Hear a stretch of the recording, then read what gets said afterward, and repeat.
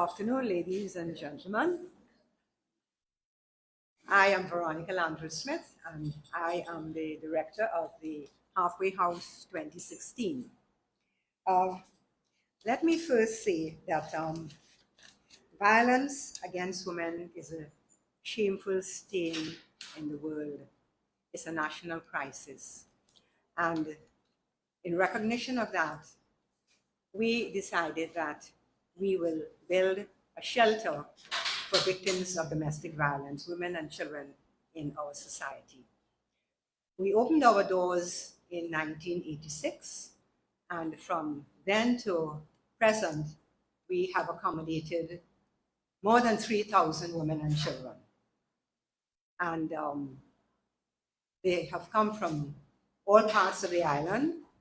In the early days, we would also accommodate from Tobago, and we also had someone from as far as Italy who was living here at the time.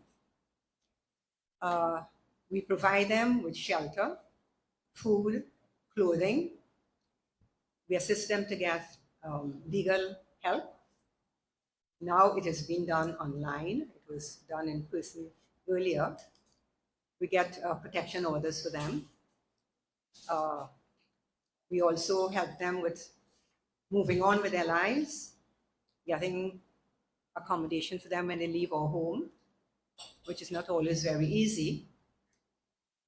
We do have our challenges in that a lot of them come to us expecting us to get them an HDC house or apartment, which is something we cannot do.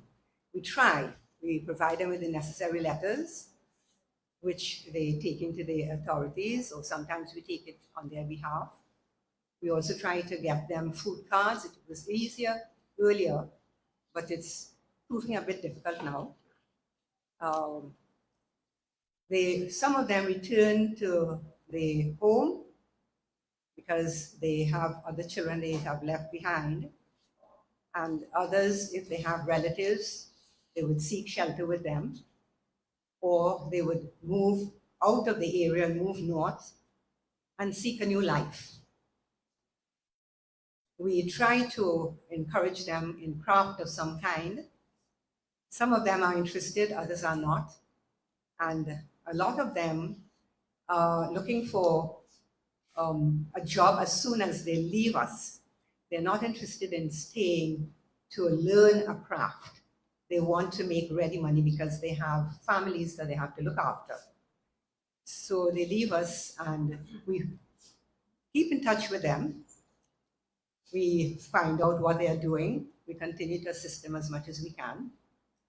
And we had a meeting recently with the NGO unit of the Ministry of Social Development, which we fall under, explaining to them the problems we have in assisting these victims when they leave us.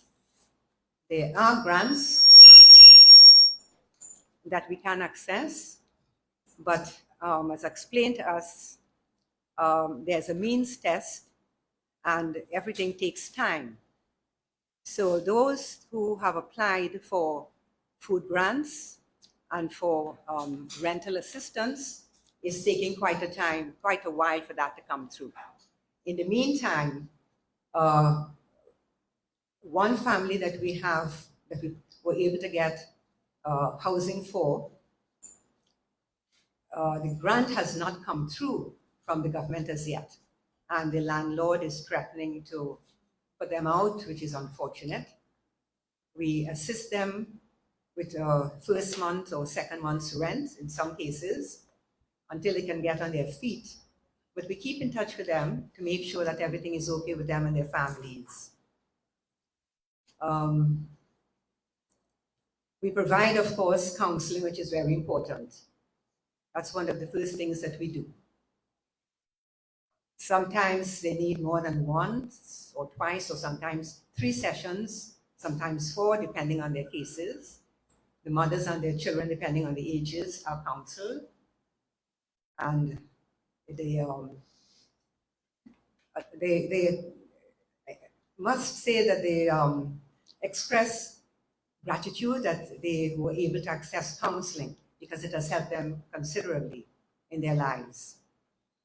Some, unfortunately, as I said, return to the home of the perpetrator, and on many occasions they would call and ask if they can come back because things did not work out as planned, despite promises that everything will be okay with them.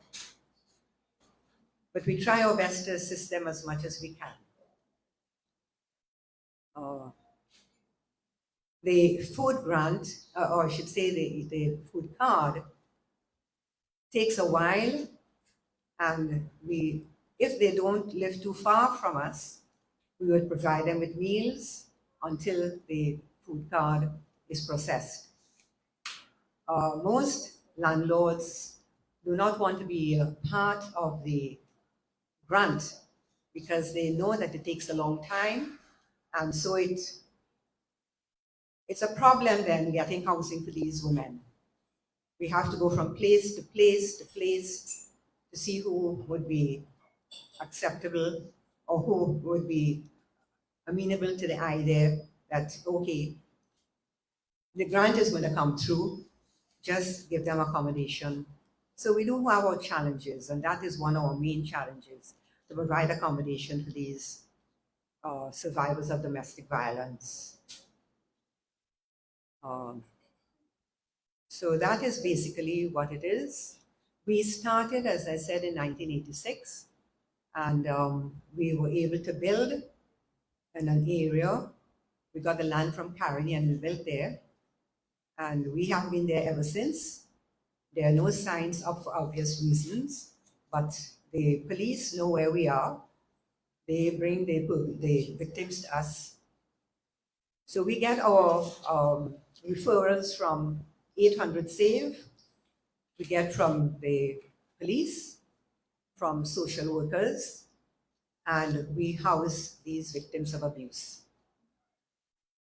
We have a very good relationship with the police, especially the Gasparilla police, and we deal with the victims support unit as well, the gender-based violence unit, who provide us, who bring a lot of the victims to us.